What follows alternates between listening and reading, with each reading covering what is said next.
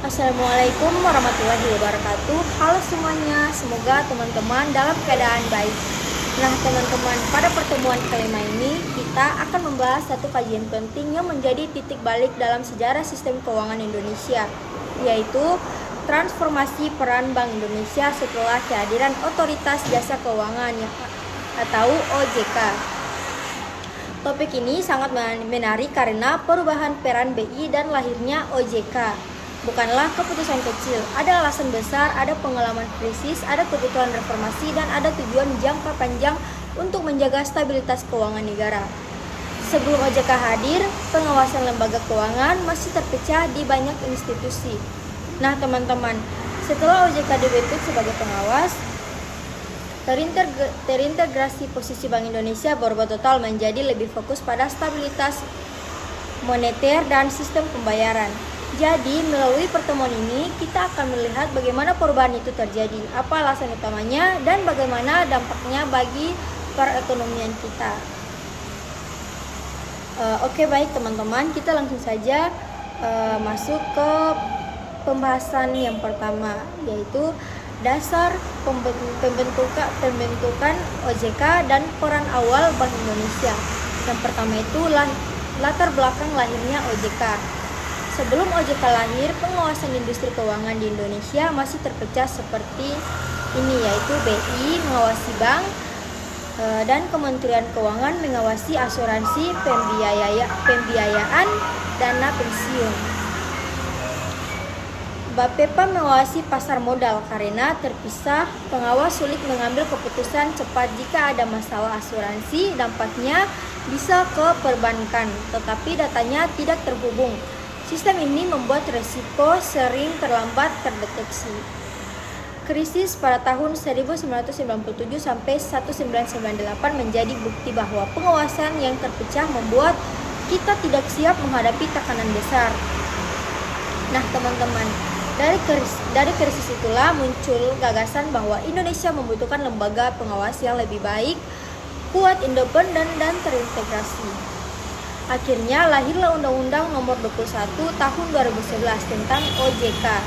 Yang kedua yaitu peran Bank Indonesia sebelum OJK. Nah teman-teman, sebelum OJK mengambil alih pengawasan, Bank Indonesia punya 3 tugas besar. Yang pertama, menjalankan kebijakan moneter, menjaga inflasi, suku bunga, dan stabilitas rupiah. Yang ketiga, mengawasi perbankan, mulai dari perizinan bank, kesehatan bank, sampai bank bermasalah. Yang ketiga yaitu mengelola sistem pembayaran, termasuk distribusi uang rupiah dan sistem pembayaran digital. 3 tugas besar ini lama-lama membuat BI terlalu sibuk, padahal fungsi utamanya adalah menjaga stabilitas moneter. Karena itulah sebagian tugas BI akhirnya dialihkan ke lembaga baru, yaitu OJK. Pembahasan kedua yaitu transformasi peran Bank Indonesia setelah OJK versi. Nah teman-teman, yang pertama fokus baru Bank Indonesia. Setelah OJK resmi beroperasi, Bank Indonesia tidak lagi mengawasi bank secara langsung. Bank BI kini fokus pada 4 bidang besar. Yang pertama, kebijakan moneter, menjaga stabilitas inflasi dan nilai tukar melalui BI 7-day repo rate. Yang ketiga, operasi pasar terbuka. Yang keempat, GWM. Yang berikut, sistem pembayaran nasional. BI mengembangkan pembayaran digital seperti BI Fast, KRIS, sistem clearing nasional. Yang berikut yaitu kebijakan makroprudensial. Ini penting. Bank Indonesia mengatur risiko yang berdampak pada sistem keuangan secara keseluruhan. Contohnya, kebijakan LTV atau loan to value. Ada rasio intermediasi makroprudensial, ada relaksi kredit. Yang berikut yaitu pengelolaan rupiah. BI memastikan uang beredar cukup, berkualitas, dan aman digunakan masyarakat. Yang kedua yaitu tugas yang berpindah ke OJK. Nah teman-teman, seluruh pengawasan mikroprudensial kini menjadi tanggung jawab OJK. Artinya, OJK mengawasi lembaga keuangan satu persatu sampai ke level internalnya. Yang berpindah dari BI ke OJK adalah pengawasan kesehatan bank seperti permodalan, risiko kredit, kualitas aset, GGG bank, GCG bank, dan NPL. Ada juga perizinan lembaga keuangan. OJK kini berwenang di mengeluarkan izin bank baru, perusahaan pembiayaan, fintech, asuransi. Ada juga perlindungan konsumen. OJK menangani pengaduan masyarakat dan penyelesaian sengketa keuangan. Yang ketiga yaitu hubungan baru BI dan OJK. Nah teman-teman, walaupun tugasnya dipisah BI dan OJK tetap saling terhubung karena sistem keuangan itu satu kesatuan. Ada 3 bentuk kerjasama, yaitu KSKK atau Komite Stabilitas Sistem Keuangan BI, OJK, LPS, dan Kemenku berdiskusi bersama jika ada ancaman krisis. Yang berikut yaitu pertukaran data. BI butuh data mikro dari OJK dan OJK butuh data makro dari BI. Yang berikut yaitu koordinasi kebijakan makro mikro. BI membuat kebijakan makro prudensial, OJK mengawasi implementasinya di bank. Yang keempat yaitu dampak positif transformasi ini. Nah teman-teman, ada banyak hasil nyata dari pemisahan tugas BI OJK. Pengawasan lebih berintegrasi dan profesional. BI bisa berfokus pada stabilitas inflasi dan nilai tukar. Ada juga OJK bisa lebih detail memantau lembaga keuangan. Ada juga risiko sistemik lebih cepat dideteksi. Nasabah lebih berlindungi. Baik, saya buat bagian ketiga ulang dengan versi yang lebih jelas dan lebih yaitu pembahasan transformasi peran Bank Indonesia setelah OJK. Yang pertama itu perubahan fokus kerja Bank Indonesia. Nah teman-teman, setelah OJK berdiri, Bank Indonesia mengalami perubahan besar dalam tugas dan tanggung jawabnya. BI sekarang tidak lagi mengawasi bank secara langsung seperti dulu. BI lebih fokus pada stabilitas makro, bukan pada pengawasan mikro. Fokus utama BI setelah adanya OJK antara lain yaitu menjaga stabilitas nilai rupiah. Ini termasuk mengatur suku bunga, mengendalikan inflasi, dan menjaga nilai tukar agar tetap stabil. Ada juga yang kedua, mengatur sistem pembayaran nasional. Nah teman-teman, BI berfungsi bertanggung jawab memastikan transaksi keuangan berjalan lancar melalui BI Fast Risk Clearing nasional, pengedaran uang rupiah. Ini penting karena perekonomian tidak bisa bergerak kalau sistem pembayarannya sering bermasalah. Yang ketiga itu kebijakan makro prudensial. BI mengatur kebijakan yang berhubungan dengan risiko skala besar dalam sistem keuangan. Contohnya, aturan uang muka kredit rumah atau LTV, aturan giro wajib minimum, kebijakan penyelenggaraan modal saat krisis. Jadi tujuannya supaya seluruh sistem keuangan tetap kuat dan tidak mudah goyah saat ada gejolak ekonomi. Yang kedua yaitu peran OJK yang mengambil alih pengawasan mikro.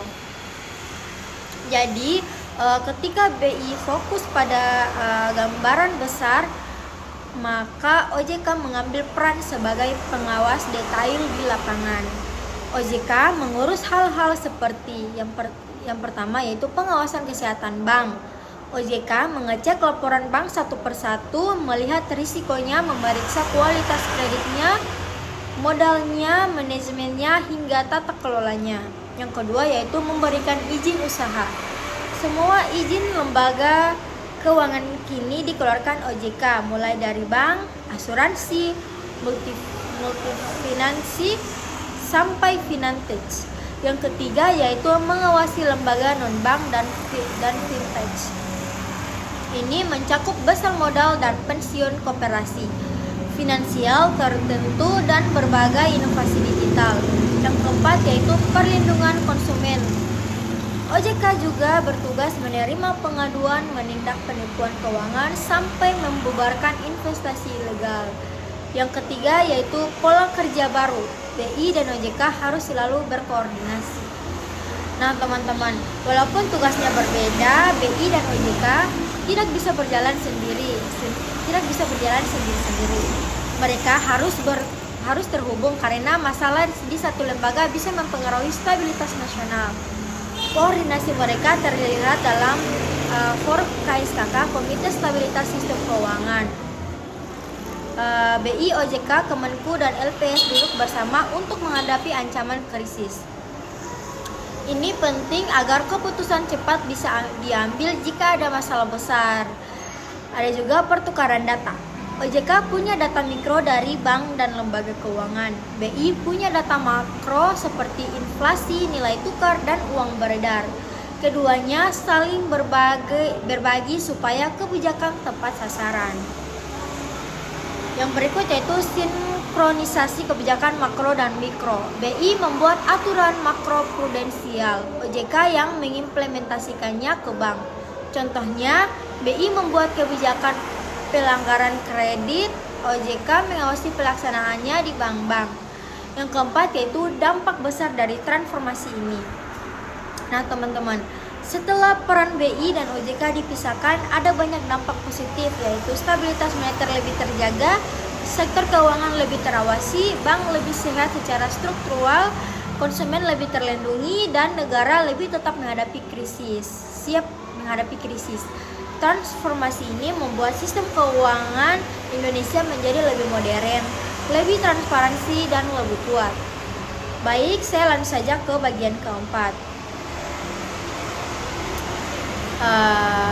Saya akan menjelaskan tentang bagian keempat, yaitu dampak transformasi peran Bank Indonesia terhadap perekonomian nasional. Yang pertama itu stabilitas moneter yang lebih kuat. Dampak pertama yang paling nyata dari pemisahan peran BI dan OJK adalah meningkatnya stabilitas moneter Indonesia karena BI bisa lebih fokus mengendalikan inflasi, mengatur suku bunga, dan menjaga nilai rupiah. Maka arah kebijakan moneter menjadi lebih konsisten dan tidak terganggu oleh urusan pengawasan mikro. BI kini dapat merespon gejolak global lebih cepat, mengendalikan likuiditas pasar dengan lebih cepat, menjaga inflasi agar tetap berada pada target pemerintah. Dengan fokus penuh ini, ekonomi Indonesia menjauh lebih tahan terhadap krisis dan tekanan eksternal seperti gejolak harga minyak, ketidakpastian, atau pengetatan likuidasi internasional. Yang kedua itu sistem keuangan lebih aman terkendali. Ketika OJK mengambil alih pengawasan mikroprudensial, sistem keuangan Indonesia menjadi jauh lebih terawasi secara detail. Bank-bank juga tidak hanya dipantau oleh sisi besarnya saja, tetapi juga diperiksa dari sisi kualitas aset, kecukupan modal, manajemen risiko, dan kepatuhan regulasi. Pengawasan mikro yang komprehensif ini membantu mencegah bank bangkrut, kredit bermasalah saat melonjak, dan kecurangan internal perbankan. Kombinasi BI dan OJK akhirnya menciptakan sistem yang lebih aman karena BI menjaga risikonya di tingkat makro dan OJK mengawasi lembaga keuangan satu persatu. Yang ketiga yaitu meningkatnya kepercayaan publik terhadap lembaga keuangan. Nah teman-teman, setelah OJK hadir sebagai pengawas terintegrasi, masyarakat mulai terasa lebih aman dalam menggunakan layanan keuangan. Ada beberapa dampaknya langsung. Yang pertama itu pengaduan lebih mudah melalui layanan OJK. Yang kedua, pelaporan investasi bodong lebih cepat ditangani.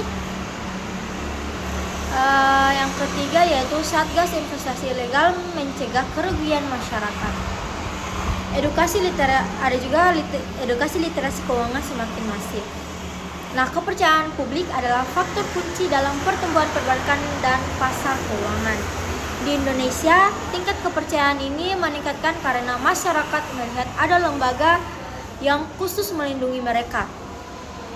Yang keempat yaitu sistem pembayaran nasional lebih modern dan efisien.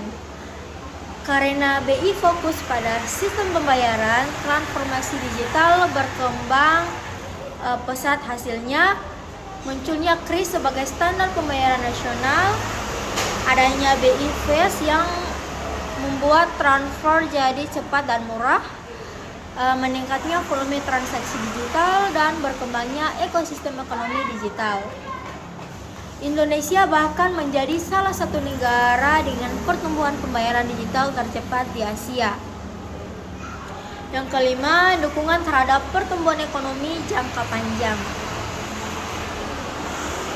Nah teman-teman, stabilitas moneter dan pengawasan keuangan yang kuat memberikan dampak jangka panjang bagi pertumbuhan ekonomi dengan kondisi yang stabil, yaitu investasi meningkat, UMKM lebih mudah mendapat kredit, perbankan lebih sehat, keuangan negara lebih siap menghadapi krisis. Kombinasi BI yang fokus dan OJK yang fokus pengawasan membuat ekonomi Indonesia memiliki fondasi yang lebih kokoh. Selanjutnya yaitu tantangan dan permasalahan pasca pemisahan peran. Nah teman-teman, meskipun transformasi ini membawa banyak manfaat, tentu saja ada tantangan yang masih harus diselesaikan. Yang pertama itu koordinasi data yang belum sempurna. Kendala paling besar adalah masalah pertukaran data.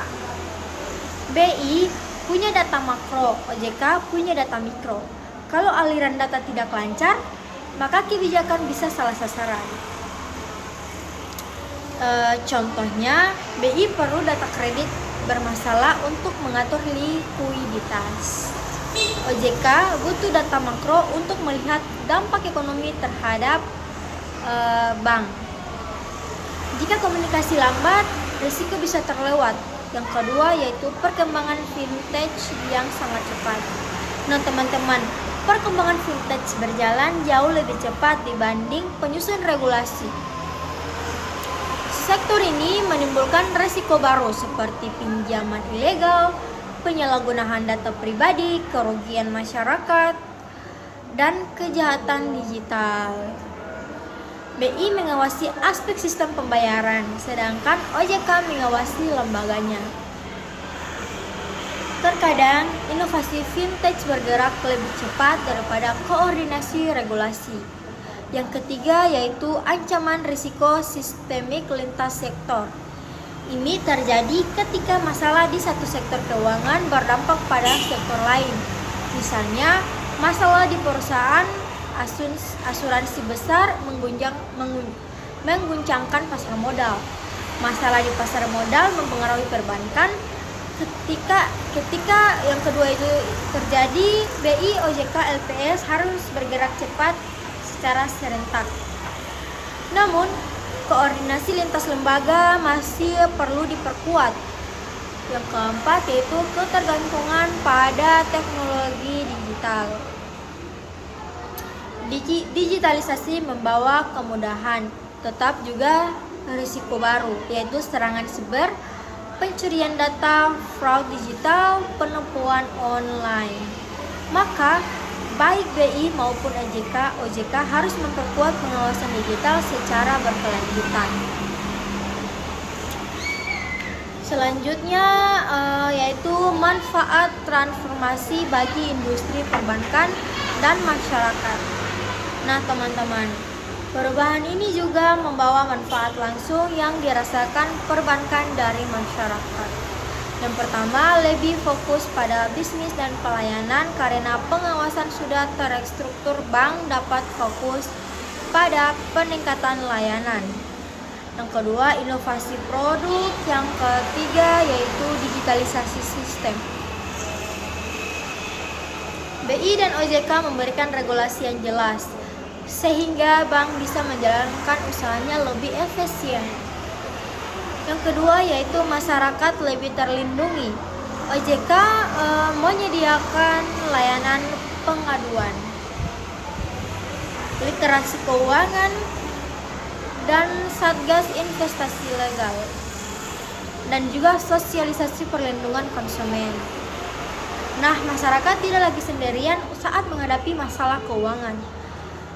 Yang ketiga yaitu pasar keuangan lebih kompetitif. Nah, teman-teman, yang lebih dengan regulasi yang lebih baik, tapi bank digital, fintech modern, inovasi pembayaran, diversifikasi produk investasi. Ini membuat sektor keuangan lebih dinamis dan inklusif. Jadi, kesimpulan besar dari materi yang tadi saya jelaskan, yaitu dari seluruh pembahasan kita tadi bisa disimpulkan bahwa pemisahan peran antara Bank Indonesia dan OJK adalah informasi besar yang membawa perubahan mendasar bagi sistem keuangan Indonesia. Intinya, BI kini fokus pada stabilitas makro sistem pembayaran. OJK fokus mengawasi lembaga keuangan secara detail. Terus keduanya saling melengkapi melalui koordinasi berkelanjutan. Nah, sekian materi yang saya jelaskan. Wassalamualaikum warahmatullahi wabarakatuh.